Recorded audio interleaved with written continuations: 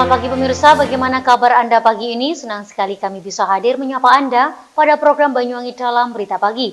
Bersama saya Fasta. Dan saya Bima Dirga, sejumlah informasi teraktual dari seluruh wilayah Banyuwangi akan kami hadirkan untuk Anda. Inilah Banyuwangi Dalam Berita Pagi selengkapnya.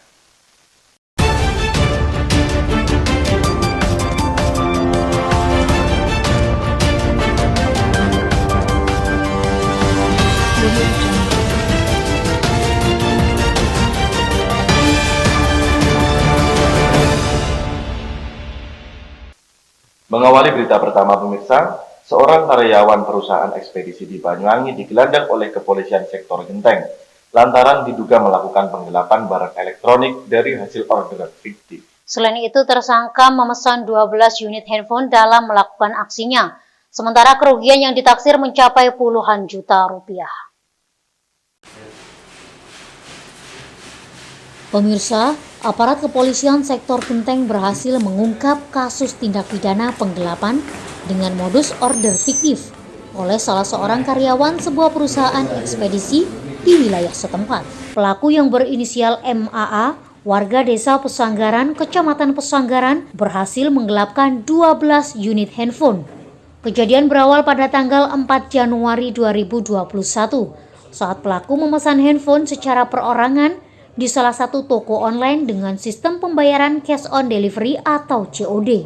Kepada pihak penjual, pelaku meminta seluruh barang yang dipesan agar dikirim melalui jasa ekspedisi tempat dirinya bekerja. Namun untuk data diri penerima, pelaku mencantumkan nama, nomor handphone, serta alamat yang fiktif. Setelah barang yang dipesan sampai, pelaku memanfaatkan posisinya sebagai karyawan di perusahaan tersebut sehingga dengan mudahnya pelaku membawa serta menyimpan barang-barang tersebut di rumahnya untuk nantinya dijual kembali oleh pelaku. Bahkan setelah menjalankan aksinya, pelaku sempat bolos kerja selama beberapa hari dengan alasan mengalami kecelakaan motor. Pihak perusahaan curiga saat berusaha menghubungi dan menanyakan keberadaan pelaku. Dirinya mengaku seluruh barang yang dibawanya hilang. Kemudian perusahaan tersebut meminta ganti rugi. Namun, pelaku tidak bisa menggantinya. Lantaran sudah tidak memiliki itikat baik guna mengganti kerugian tersebut, pelaku langsung dilaporkan ke pihak kepolisian setempat. Kapolresta Banyuwangi Kombes Pol Arman Asmara Syarifuddin melalui Kapolsek Genteng AKP Sudarmaji menyampaikan, untuk barang bukti sendiri pihaknya masih mengamankan surat antaran saja. Hingga saat ini masih dilakukan pengembangan untuk mendapatkan bukti yang konkret. Dirinya menambahkan, atas perbuatannya tersangka dikenakan pasal 374 tentang penggelapan jabatan dalam pekerjaan dengan ancaman hukuman di atas 5 tahun penjara. Yang bersangkutan kita kenakan pasal 374, jadi penggelapan dalam pekerjaannya, dalam jabatannya. Jadi yang bersangkutan memang merekayasa, seolah-olah itu ada yang pesen HP dan sebagainya, kemudian karena dia karyawan si cepat sendiri, otomatis dia akan nantinya dia berpikir nantinya pasti dia yang akan mengantar. Makanya dia buat seolah-olah yang memesan barang itu adalah wilayah antarannya. Sehingga begitu betul barang datang, dia yang disuruh mengantar. Padahal yang bersangkutan itu memang rekayasa dia, nama-nama yang dia pesan itu adalah fiktif. Barang bukti sementara ini belum kita amankan barang bukti yang konkret ya, ini hanya surat antar saja. Jual kita belum menemukan, kita masih telusuri. Dikenakan pasal berapa nih? 374. Ancamannya di atas 5 tahun sehingga kita lakukan penahanan. Dari Banyuwangi, Jawa Timur, Eko Purwanto, Banyuwangi 1 TV melaporkan. Baik pemirsa, kita beralih ke berita selanjutnya. Aktivitas vulkanik Gunung Raung akhir-akhir ini terus meningkat. Forum Pimpinan Kecamatan atau Forpimka Songgon turun ke jalan menuju daerah Pringgondani. Pasalnya kampung tersebut merupakan kampung pemukiman warga yang terdekat dengan Gunung Raung. Forpimka juga memberikan sosialisasi terkait proses evakuasi dalam mengantisipasi terjadinya bencana. Persiapan untuk melakukan pengecekan di kawasan pemukiman yang paling dekat dengan Gunung Raung bersama 3 pilar. Pemirsa, aktivitas vulkanik Gunung Raung terus mengalami peningkatan dalam beberapa hari terakhir. Forum Pimpinan Kecamatan atau Forpimkal Songgon terus memantau langsung kegiatan erupsi dari jarak dekat 8 km dari puncak gunung. Jalur evakuasi disiapkan jika terjadi bencana imbas dari erupsi gunung setinggi 3.332 mdpl itu. Mereka berkunjung di Kampung Pringgodani, Desa Sumberarum pada Senin 1 Februari 2021.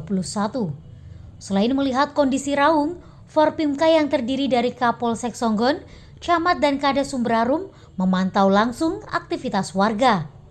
Mereka juga membagikan masker antisipasi adanya hujan abu dan antisipasi penularan COVID-19 dengan protokol kesehatan. Dalam kesempatan ini, Forpimka selain membagikan masker di Kampung Pringgodani yang lokasinya tepat berada di kaki Gunung Raung, juga melakukan sosialisasi kepada masyarakat setempat agar tetap tenang. Selain itu, Forpimka menghimbau agar tetap waspada untuk mengantisipasi terjadinya hujan abu akibat erupsi. Terdata di wilayah Kecamatan Songgon terdapat 5 desa yang rawan terdampak erupsi Gunung Raung, yakni Desa Sumberarum, Desa Bayu, Desa Seragi, Desa Sumberbulu, dan Desa Songgon. Forpimka Songgon terus memantau situasi terkini Gunung Raung dan melakukan koordinasi dengan Pos Pengamatan Gunung Api atau PPGA Raung. Selain melakukan pemantauan dan melakukan pendataan jumlah penduduk, jumlah hewan ternak, titik kumpul awal hingga titik kumpul akhir lokasi pengungsian, Forpimka Kecamatan Songgon juga akan segera menyiapkan posko tanggap bencana di Balai Desa Sumberarum Kecamatan Songgon. Menurut Ali Nur Fatoni, Kepala Desa Sumberarum, hal ini dilakukan sebagai antisipasi apabila sewaktu-waktu dibutuhkan pada saat terjadinya evakuasi. Seperti diketahui, sejak Kamis 21 Januari 2021, Gunung Raung mengalami erupsi. Status Gunung Raung yang berada di perbatasan Kabupaten Banyuwangi, Jember, dan Bondowoso ini naik 1 level dari normal level 1 menjadi waspada level 2. Dari kaldera gunung setinggi 3.332 meter di atas permukaan laut ini mengeluarkan asap berwarna kelabu dengan ketinggian hingga 500 meter dari permukaan kawah. Bahkan terpantau kilatan cahaya api dari puncak gunung yang menandakan magma dari perut bumi yang sudah keluar. Jadi kami bersama dengan 3 pilar, ada Bapak Kepala Puskesmas, ada Pak Camat, ada Pak Kapolsek, Pak Dan Ramil, beserta dengan beberapa pasukan yang lain dengan tim ini sekarang sedang mengunjungi Kampung Dani yang masuk kawasan kampung paling dekat dengan Gunung Raung yang jaraknya hanya 8 km. Kita datang ke wilayah sini yang hanya dihuni oleh 11 kakak. Kita sampai hari ini masih terdengar suara gemuruh.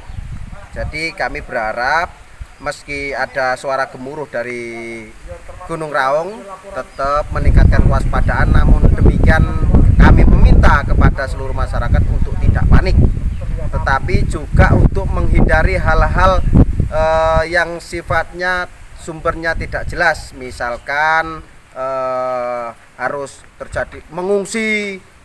Nanti percayakan kepada kami jika sewaktu-waktu diminta untuk mengungsi, masyarakat juga siap. Jangan sampai kejadian atau tragedi di tahun 2015 dengan menjual hewan piaraan sapi dengan harga murah ini jangan sampai terjadi. Mungkin itu. Yang jelas hari ini pun masih terdengar suara gemuruh. Ini bagian dari bagaimana tetap kita meningkatkan kewaspadaan. Dari Banyuwangi, Jawa Timur, Tim Liputan Banyuwangi 1 TV melaporkan. Guna meningkatkan kesadaran masyarakat terhadap protokol kesehatan di Kabupaten Banyuwangi, Jawa Timur, TNI Polri bersama Forkopimda Banyuwangi melaksanakan operasi justisi. Operasi ini digelar di kawasan sekitar Pasar Belambangan. Rencananya operasi justisi berlangsung hingga 8 Februari 2021 mendatang. Pemirsa, guna menekan angka penyebaran COVID-19 di Banyuwangi, Jawa Timur, Satgas Penanganan COVID-19 Kabupaten Banyuwangi turun ke jalan untuk melakukan operasi penegakan kedisiplinan protokol kesehatan kepada sejumlah masyarakat yang sedang melakukan aktivitas di luar rumah. Sebelum operasi justisi dilaksanakan, tim Satgas Penanganan COVID-19 Kabupaten Banyuwangi mengawali dengan melakukan apel gelar pasukan. Hal ini dilakukan dalam rangka penegakan pendisiplinan protokol kesehatan. Kegiatan apel gelar pasukan dilaksanakan di halaman Mapolresta Banyuwangi. Dalam kegiatan apel kesiapan operasi justisi ini, nampak dihadiri oleh jajaran Forkopimda serta anggota TNI dan Polri.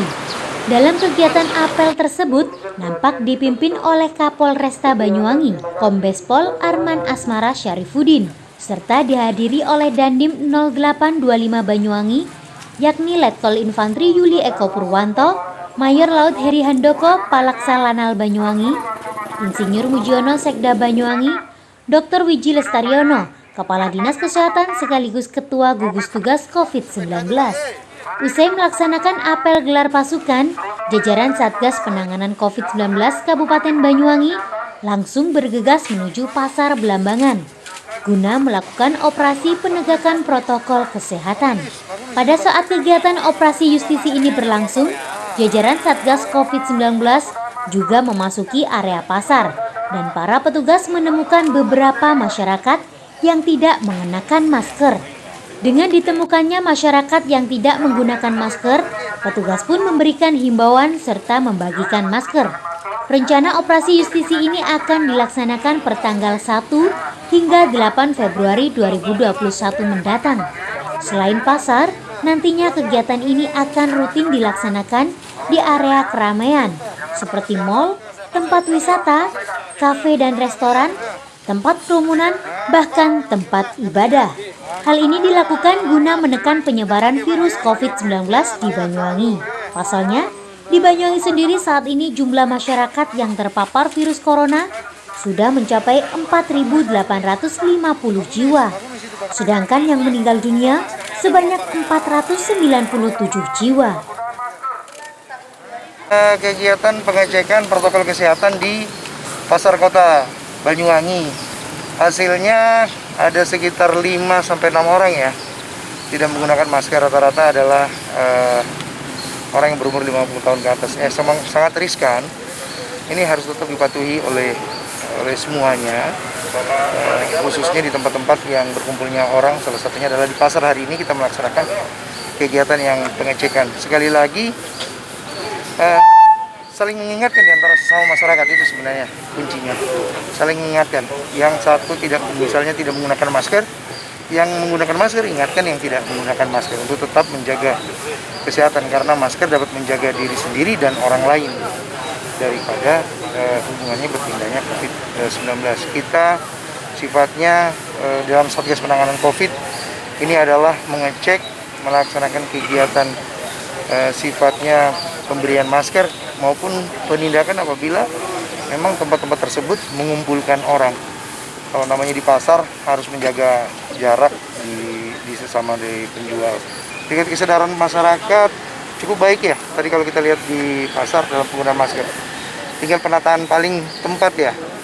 Karena sifatnya memang pasar banyak tradisional demikian, maka kedepannya di dalam penataan tempat terutama yang hubungannya kepala pasar seringkali mengingatkan kepada yang berbelanja maupun yang menjual untuk tetap menjaga protokol kesehatan. Kita akan melaksanakan kegiatan kembali ya di setiap hari 3 kali ya, kegiatan operasi justisi yang ditingkatkan, terutama pada tempat-tempat yang dimana tempat orang berkumpul ya, seperti restoran, kafe, pasar, terminal, pelabuhan dan sebagainya. Oke. Melaksanakan kegiatan apel di hari ini. Dari Banyuwangi, Jawa Timur, Kiki Hidayat, Banyuwangi 1 TV melaporkan. 8 Februari dengan Baik pemirsa, budidaya ikan lele kini tidak harus dilakukan di kolam tanah.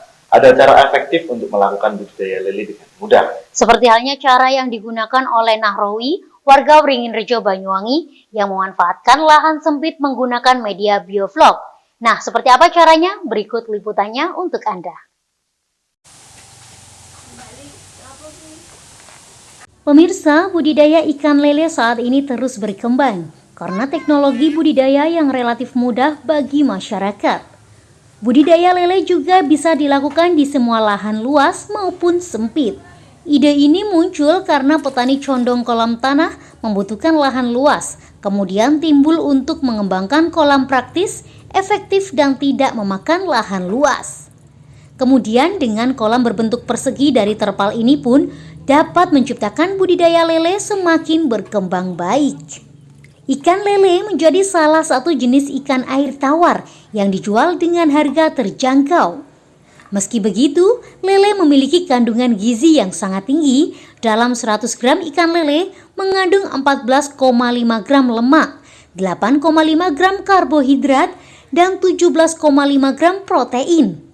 Selain gizinya yang tinggi, ikan lele juga mudah dibudidayakan di rumah. Ialah Nahrawi, salah satu warga dusun Taman Rejo, Desa Wringin Rejo, Kecamatan Gambiran. Ia memiliki kolam bioflok berisikan lele yang memanfaatkan lahan sempit di pekarangan rumahnya. Selama 2 tahun ini telah ia geluti menjadi peternak ikan lele konsumsi karena ikan lele merupakan jenis ikan yang mampu hidup dengan kondisi lingkungan kolam yang padat.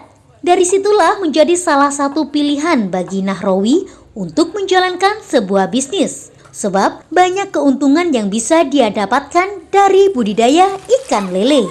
Dari budidaya yang ia geluti saat ini dapat menunjang ekonomi keluarganya serta dapat memudahkan masyarakat sekitar dalam mengkonsumsi ikan lele. Selain itu, di masa pandemi COVID-19 saat ini, Nahrawi memberikan layanan pesan online untuk memudahkan para pembeli ikan lele miliknya. Sudah hampir 1 tahunan. Untuk masa panennya itu paling lama itu 3 bulanan, itu sudah panen itu.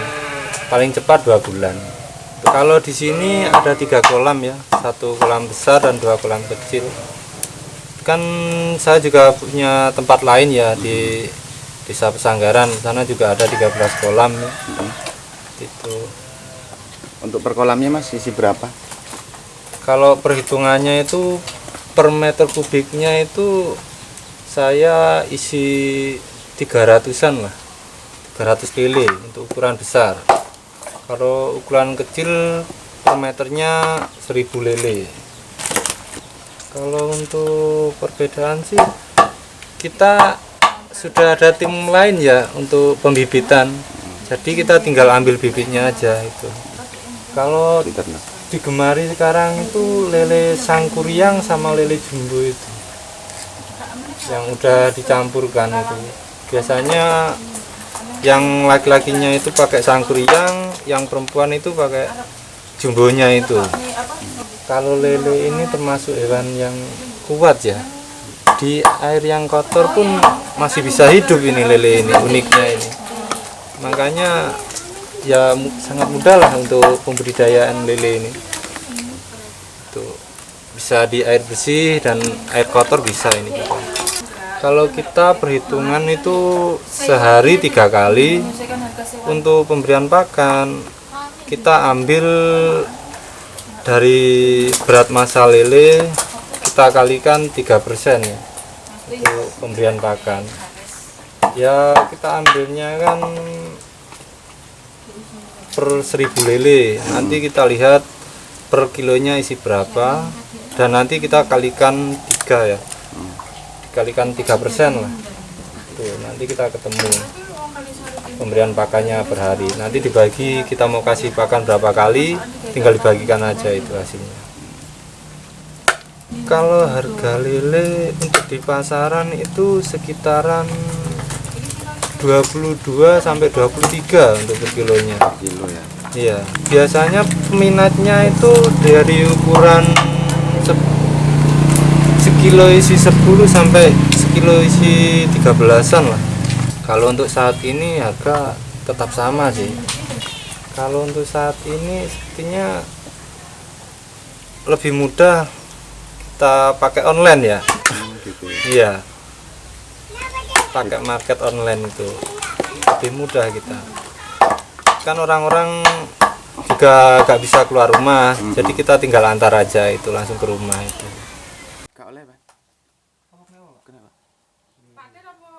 Dari Banyuwangi, Jawa Timur, Haryadi, Banyuwangi 1 TV melaporkan.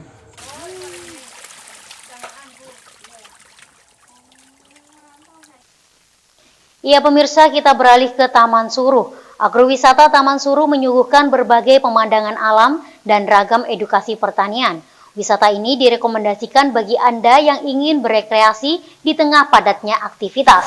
Namun dalam masa pandemi COVID-19, jika berkunjung ke destinasi wisata ini harus tetap menggunakan protokol kesehatan. Pemirsa, memiliki letak geografis di Dusun Wonosari, Desa Taman Suruh, Kecamatan Gelagah, Banyuwangi, Jawa Timur. Tempat wisata ini menawarkan berbagai macam pemandangan bunga yang elok dan memanjakan mata. Iya pemirsa, agrowisata Taman Suruh merupakan salah satu tempat wisata dengan menyuguhkan keindahan ribuan tanaman bunga dengan bermacam-macam jenis dan warna. Tak hanya destinasi wisata berbasis alam, wisata ini juga menawarkan aneka ragam tanaman hias. Selain itu, para pengunjung juga dapat melihat pemandangan hamparan laut Selat Bali yang dapat menyegarkan mata. Adanya hal ini tentu menjadi daya tarik tersendiri bagi para wisatawan yang datang. Dengan memakai ponsel pribadi, mereka juga dapat mengabadikan momen saat berkunjung di agrowisata Taman Suruh. Tiket yang ditawarkan pun cukup murah meriah. Dalam sekali masuk, para pengunjung akan dikenakan biaya sebesar Rp10.000 untuk hari Selasa hingga Sabtu. Sementara untuk hari libur dan hari Minggu dikenakan tiket masuk sebesar Rp15.000. Lantaran masih di tengah pandemi COVID-19, pengelola wisata yang berada di kaki Gunung Ijen ini membatasi pengunjung serta mewajibkan untuk mematuhi protokol kesehatan. Hal ini dilakukan pengelola lantaran adanya peraturan dari pemerintah pusat maupun pemerintah daerah dalam rangka mengurangi resiko penularan virus COVID-19. Terkait wisata yang datang ke sini, berhubung adanya pandemi seperti ini, sebelum pandemi itu sampai pengunjung itu yang datang ke sini ya sekitar 900 sampai bisa 1000-an. Berhubung ada pandemi ini, COVID-19 ini menurun banyak, termasuk 200 sampai 250 itu sudah. Ini sih rencana kalau tempo hari itu kan sering didatangi dari Kementerian PUPR. Berhubung di sini ini rencana mau dibangun, ini kan bulan Maret ini kan ada pelelangan dulu. Rencananya sih yang direncanakan mau bangunnya itu nanti bulan 5. Masalahnya ini kan masih pelelangan. Selain menyuguhkan berbagai macam pemandangan, di tempat wisata ini juga disediakan beragam fasilitas agar membuat suasana liburan Anda menjadi lebih seru. Mulai dari camping family, outbound, dan wisata edukasi pertanian. Selain itu, bagi para pengunjung yang tidak ingin lelah mengelilingi seluruh tempat wisata ini, pihak pengelola juga telah menyediakan mobil bagi care golf. Nah pemirsa, bagi Anda yang ingin berkunjung ke agrowisata Taman Suruh Banyuwangi, tempat wisata ini dibuka mulai pukul 08 pagi waktu Indonesia Barat sampai dengan pukul 17 waktu Indonesia Barat. Karena masih di tengah pandemi COVID-19, saat ini para pengunjung yang datang diwajibkan untuk menerapkan protokol kesehatan dengan baik dan benar, mulai dari memakai masker, menjaga jarak, hingga mencuci tangan dengan sabun. Dari Banyuwangi, Jawa Timur, Kiki Hidayat, Banyuwangi 1 TV melaporkan. Baik pemirsa, berita tadi sekaligus menutup perjumpaan kita pada pagi ini. Dan jangan lupa untuk tetap ingat pesan ibu yakni 3M. Memakai masker, mencuci tangan, dan menjaga jarak. Saya Fasta. Dan saya Bima Dirga, serta kerabat kerja yang bertugas pamit undur diri. Selamat pagi, jaga kesehatan, dan Sampai jumpa.